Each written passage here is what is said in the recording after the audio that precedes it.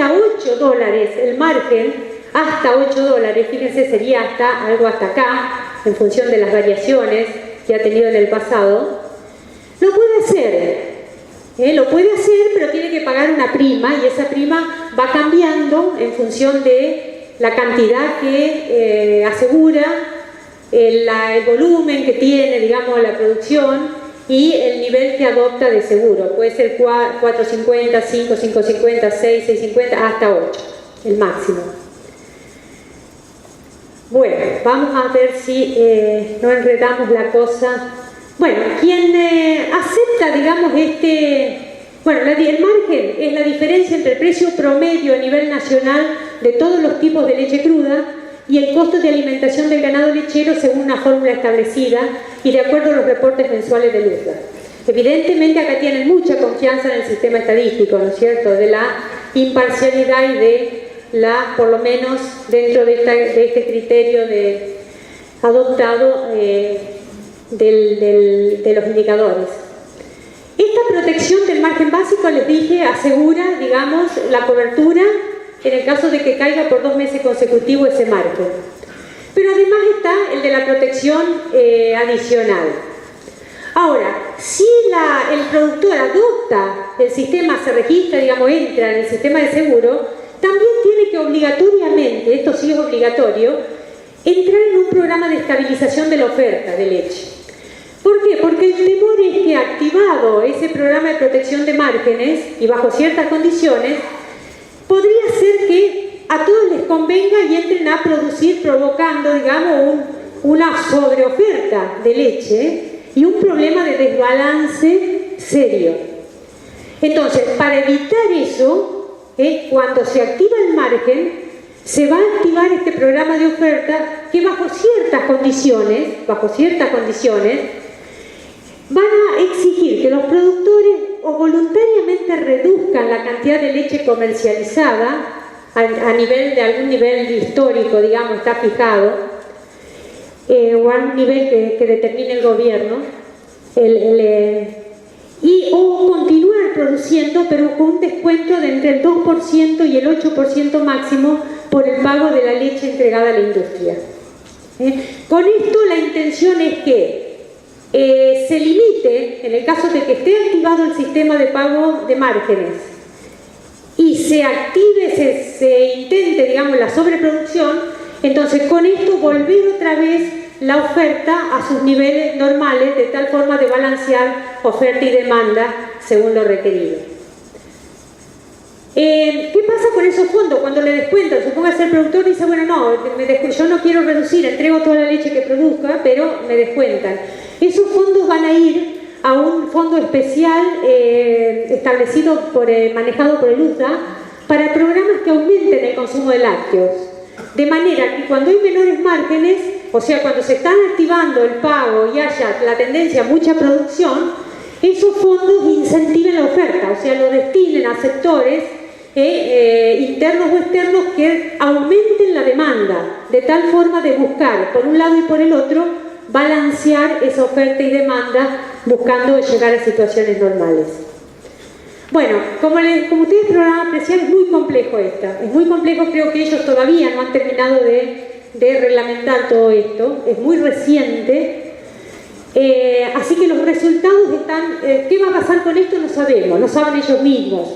Hay muchos estudios, nosotros hemos mencionado algo en el trabajo, en los cuales algunos están muy a favor de que esto va a servir efectivamente y hay otros que dudan de que esto tenga los efectos buscados. Pero la realidad es que todavía no ha pasado nada y va a haber que esperar a ver los resultados. Lo que sí quisiera mencionar que este programa, digamos, este manejo de programa de protección de márgenes sale por la preocupación de los productores de que ya no le era suficiente tener buen precios. Por lo que ayer también mencionado de los incrementos enormes que tuvieron los granos y la alimentación de los rodeos, lo cual hizo que en realidad, teniendo buen precio, se les achicaban esos márgenes y estaban igual en situaciones malas.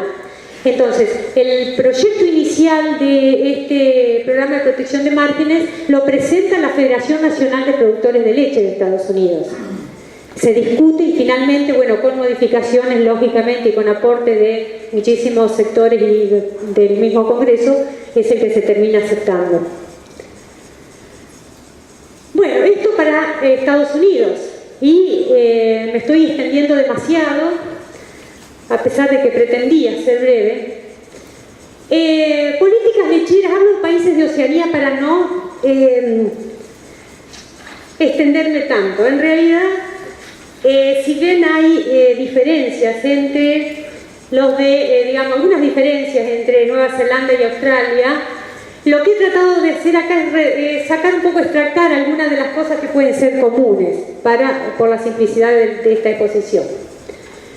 El énfasis, digamos, de estas políticas, todos conocemos ya, porque seguramente ustedes han estado en charlas de gente de Australia, Nueva Zelanda, mucho más capacitados que nosotros en exponer su propia situación, pero bueno, lo que hemos sacado, esta es un extracto de uno de los documentos de Nueva Zelanda, que dice: el énfasis es en garantizar el marco regulatorio adecuado que incentive la competitividad sectorial y la innovación, asegurando a su vez transparencia en la información. Creo que esto resume muy claro lo que después traducen ellos en distintos tipos de medidas y acciones. Pero hay algo que les quisiera leer, porque en realidad no sé por qué no lo puse, porque nos impactó a todos cuando lo leímos, que creemos que refleja muy claramente la posición de ellos. Y es un extracto del documento un documento del gobierno de Nueva Zelanda exponiendo su posición, esto en el caso de las reformas que se llevan a cabo en la Unión Europea, y dice: para los agentes, o sea, recuerden la posición de ellos, de por qué están en esta situación. Dice, porque para los agentes privados, el manejo de variables económicas y climáticas son desafíos complejos, por lo que se debe evitar agregar la del gobierno, o sea, la variable del gobierno, en el mix de variables exógenas e inciertas. Creo que es clarísimo. Me parece que nos impactó porque toda la coherencia que reflejan las actividades posteriores, las acciones, las reglamentaciones, quedan expresadas en estos términos. Para los agentes privados, y se refiere a todos los integrantes de la cadena láctea, el manejo de las variables económicas y climáticas son desafíos complejos, por lo que se debe evitar agregar la variable del gobierno en el mix de variables exógenas e inciertas.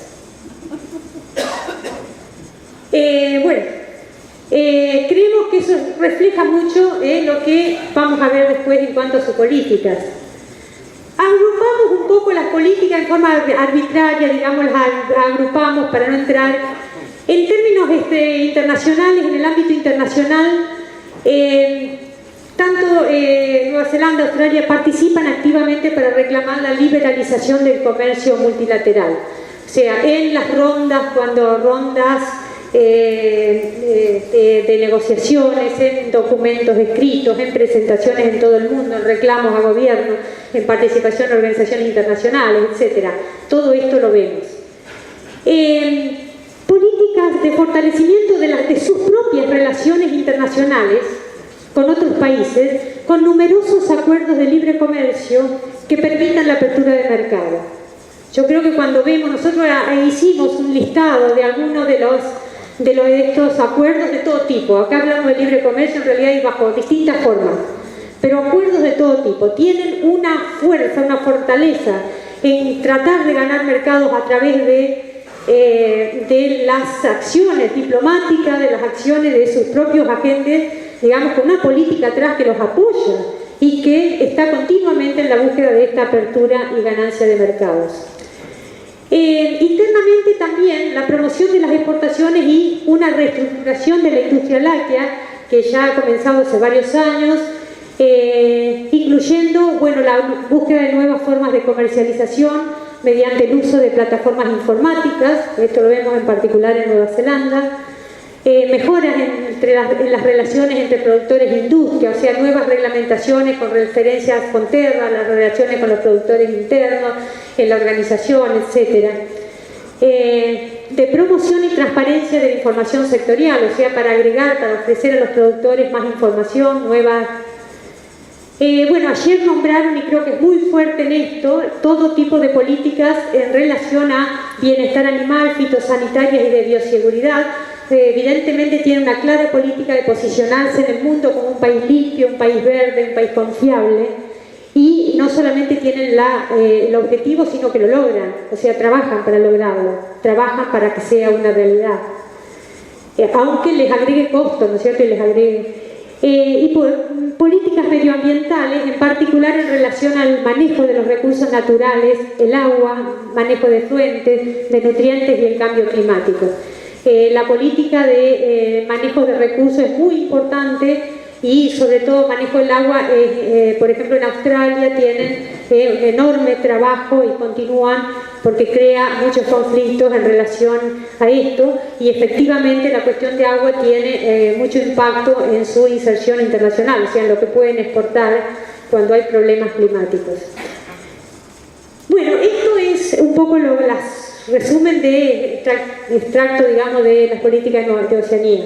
Esto solamente para mencionar, inclusive ahora ya está desactualizado, los países exportadores de la ex Unión Soviética. Ayer mencionaron que en términos globales, ¿qué pasó? En términos globales, Bielorrusia exportaba 4% igual que Argentina, por ejemplo, uno de los...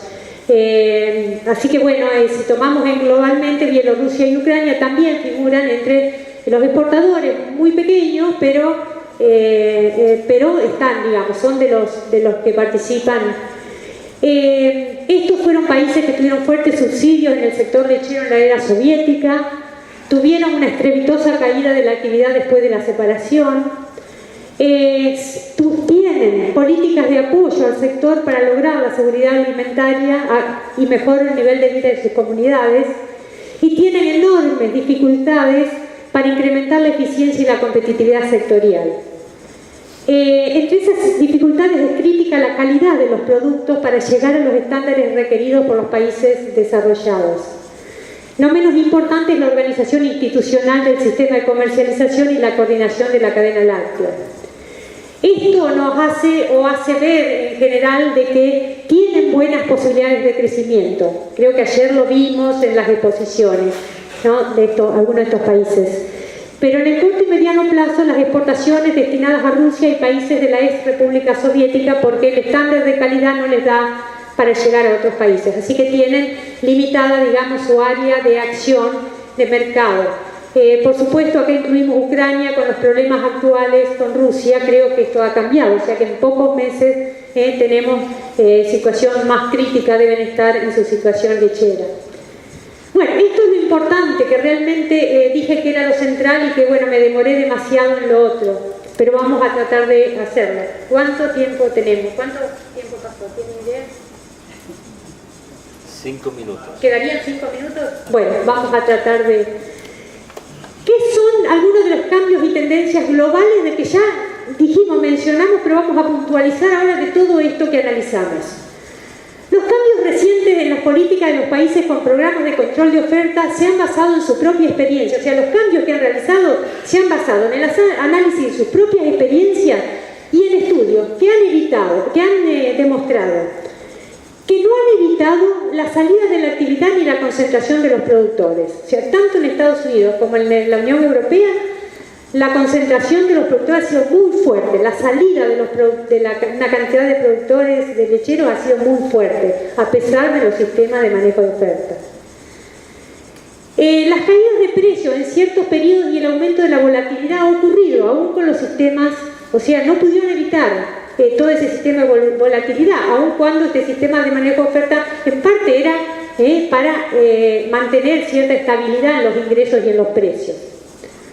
El aumento ha sido notorio para el consumidor doméstico, o sea que el sistema implicó que en todos los casos Los sistemas de manejo incrementaron los precios de los productos internamente. Hubo incentivo a aumentar las importaciones. Si los precios externos eran más baratos que los precios domésticos, había incentivo para incrementar las importaciones. Por lo tanto, había que prever otros sistemas, otras herramientas para evitar que eso ocurriera. Otra vez, agregando más burocracia, más problemas, más complicaciones al sistema. ¿Qué hicieron? Limitaron la posibilidad del crecimiento de las exportaciones. O sea, si no hay más leche, no se puede producir más. Por más bueno que esté el mercado externo, no se puede salir a ofrecer lo que no se tiene. Limitar el crecimiento de las industrias locales y su competitividad. O sea, si no hay leche, no se puede incrementar la capacidad, no se puede incrementar el crecimiento de las industrias locales. La competitividad está limitada a ese nivel. No se puede crecer más, no se puede, digamos, está limitada. Esto es uno de los argumentos fuertes que se dan para probar, es que tanto las industrias canadienses como industrias europeas han tenido que salir a buscar establecerse en otros países, porque el crecimiento en su propio país no era posible. O sea, que han salido a generar valor, a crear mano de obra, a contratar mano de obra, etcétera, en otros países. Otros cambios ocurrieron por la necesidad de un mejor ajuste al contexto internacional. O sea, vieron que no podían estar fuera de ese contexto globalizado y básicamente ajustándose al marco de la OMC. Las tendencias son al mayor uso de herramientas de mercado. La tendencia también es una mayor inserción internacional con fuerte opción a los acuerdos bilaterales de libre comercio ante la lentitud de los avances de los acuerdos multilaterales. Búsqueda de oportunidades de crecimiento externo, tanto en mercados ya trabajados como en otros insatisfechos, según el tipo de producto, pero sin abandonar el propio, y esto es lo interesante.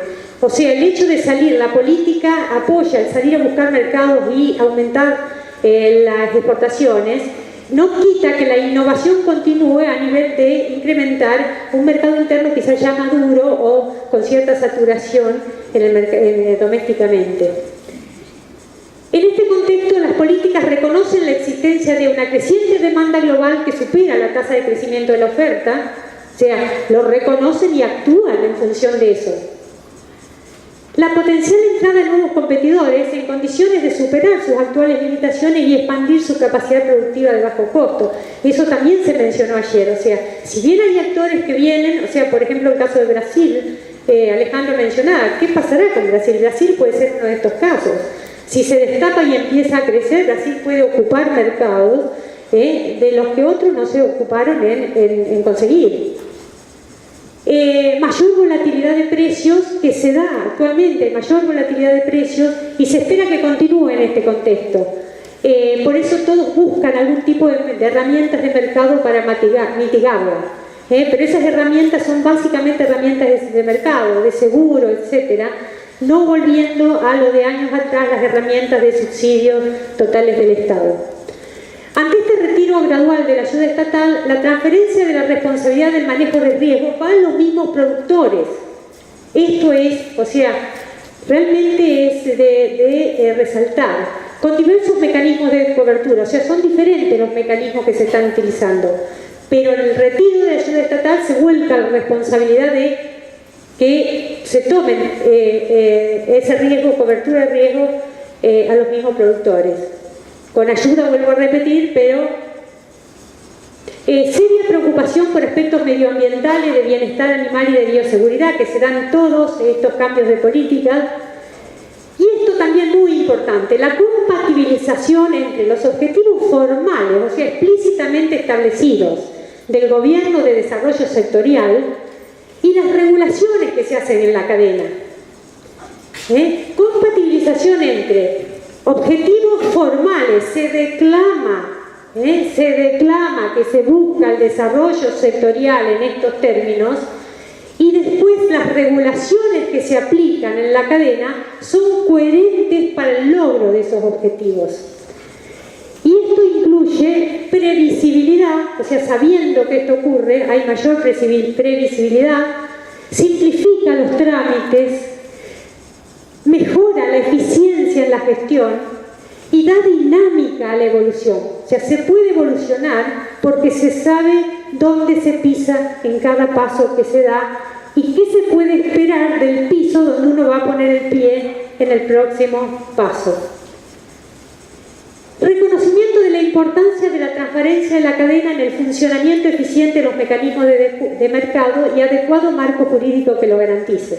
O sea, si bien hay un vuelco hacia esa orientación al mercado, no se deja al azar que las cosas ocurran como vengan, sino que se da importancia a la transparencia de la cadena y se toman en cuenta mecanismos que se espera puedan de alguna forma ayudar a que esos mecanismos o esa cadena funcione en forma eficiente. Para ello también se da el apropiado marco jurídico que permita a los actores encuadrarse dentro de ese marco. Preocupación por el posible desbalance de poder entre los actores y la necesidad de una efectiva transmisión de precios en toda la cadena, ante la tendencia mundial a la internacionalización y concentración de la industria. Búsqueda de competitividad con estrategias diferenciadas, como el reconocimiento de indicaciones geográficas, desarrollo de productos de mayor valor agregado, etc. Esto en particular se da en la Unión Europea, ¿no es cierto?, donde todas estas cuestiones de indicadores de origen y demás está teniendo mucho énfasis, insisten mucho.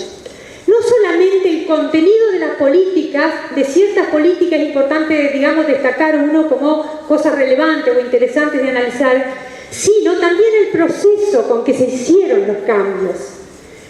Primero, se realizan con años de anticipación para dar previsibilidad y permitir realizar los ajustes necesarios.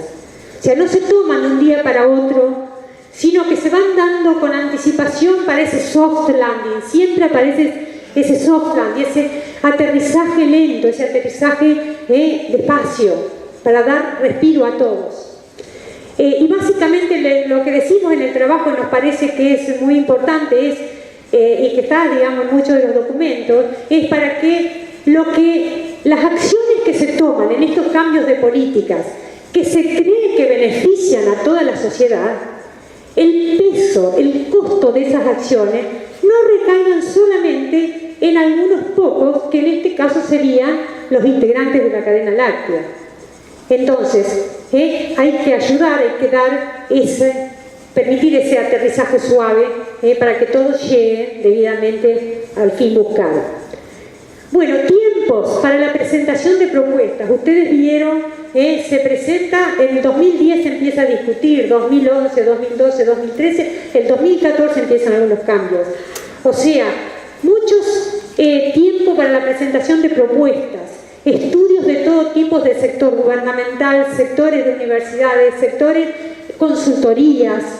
Ya les dije, hasta países competidores presentaron estudios sobre cómo verían el cambio de esas políticas. Discusiones de todos los interesados, incluyendo los competidores. Inclusión de chequeos periódicos para evaluar la marcha y la necesidad de ajustes. Esto indica la continuidad, la posibilidad de continuidad. ¿Por qué? Porque si las cosas se van desviando se pueden hacer reajustes, se pueden hacer cambios sobre la marcha. No cambiar de un día para otro, pasar de una cosa a otra completamente diferente, sino ir vigilando y, vistas las desviaciones, hacer los cambios para volver a retomar la senda buscada. Propuestas en base a serios estudios y simulaciones de impacto de expertos independientes como del mismo sector, medidas para asegurar el aterrizaje suave, ya lo mencioné, cambios que respetan la continuidad con flexibilidad para una mejor adecuación. Yo creo que esto es muy, muy importante y está en todas estas políticas. Continuidad, pero no como algo fijo que es dogma una vez que se establece, sino con prevista flexibilidad como para ir adecuando mejor a cómo las cosas van cambiando en todo el contexto, interno y externo. Bueno, una reflexión final después de todo esto, y espero no haber sido demasiado aburrida. Todos estos cambios de política en cada uno de los países ha llevado muchísimas horas de trabajo, de análisis, de trabajo intelectual, de aporte, de experiencias, de participación de todos los interesados, sean integrantes propios de la cadena como externos, y muchos ejercicios de visualización de escenarios futuros, modelos más complejos, menos complejos, etc.